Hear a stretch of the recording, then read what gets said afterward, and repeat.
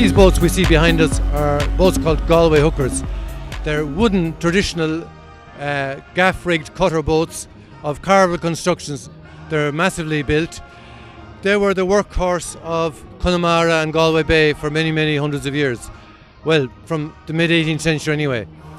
And they were used to carry people, livestock, general cargo. They were used for fishing. They had lots of uses. And their working days finished in the early 1970s.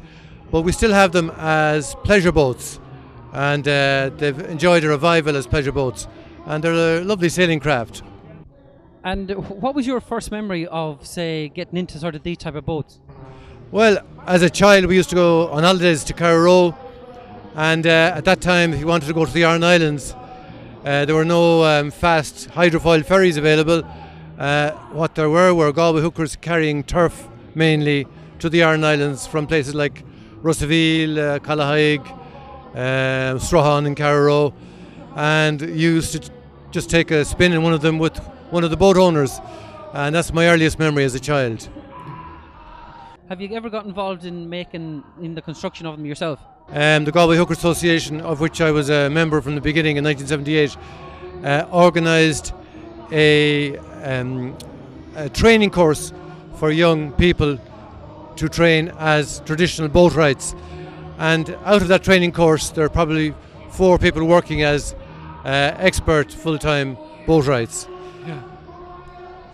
And also, you actually own one of these boats yourself. Can you explain what the different types of boats? You know, a lot of people don't understand when they hear hooker, they kind of think of it as this brown sail boat.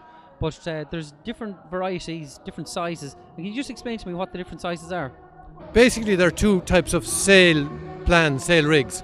One is the gaff-rigged cutter, in other words, a boom underneath and a gaff on top of the mainsail. And there are 3 categories. There's the Bodmore, which is the biggest one. There's the Liawad, which takes half the load of the Bodmore. And there's a Gliotiog. And as well as that, there's another type, smaller type, which has a lug sail, a dipping lug sail they call it, which is called a Pukon. And that's basically the Galway hooker. Hi Patrick, Patrick Connolly here, tutor of the boat building from the VEC. Hi Patrick, can you tell me basically what it entails from the start to finish of boat building? Well, what we have here is a Carvel constructed boat. It's a timber curragh. The keel is a rockered keel. So when we start off on the build of a Carvel or a timber curragh with the rockered keel, we start with the template with the keel, but we don't install the keel until the very end. It's different to the working curraghs you see today. It has a higher lift in the back because it's not built for an engine. So I found that interesting myself. You know, Patrick was telling us he got the mould for this boat off a family from Cairn that they used to build boats, the Caseys, and they're well known as great boat builders.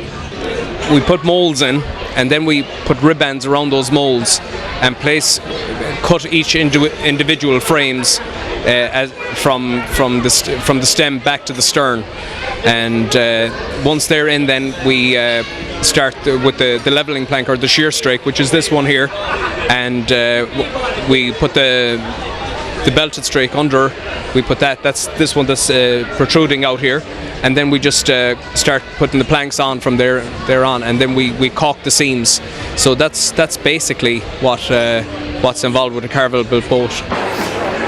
And roughly how long from start to finish, time-wise, and how many people are involved in actually the project here we see behind us? There was six students involved for 10 hours a week. That's the time we were given, you know. So. Say the skills that it takes to become a boat builder. Like where did that originate for yourself? I was actually in the RTC at the time doing construction studies, and didn't have a big interest in it, and the Galway Hookers Association then came up with this course in boat building, and it was a 2-year course, and I applied for it and I got the place, and I spent 2 years in Litsakala, and I spent 4 years with another shipwright after the course was finished. Well, I found it very interesting. My dad always had a curragh, and I found it very interesting building it, finding out about the lines, the different timbers you use, the bevels. It was quite complicated. I think we all put a bit of ourselves in the boat, like, you know. And I suppose it's thanks to the VEC that that opportunity became available. It is indeed, yeah. I thought it was a great idea as soon as I heard that the course was going ahead. I like working on the sea myself, and I have a passion for the curraghs, and it's traditional curragh too. So what's next for you now after this course? Is there another course lined up? There's a course lined up for September where we're going to be refurbishing a Galway hooker on behalf of the Bádaín Chláda, which is the Clada boatmen, and we'll be doing that in September now.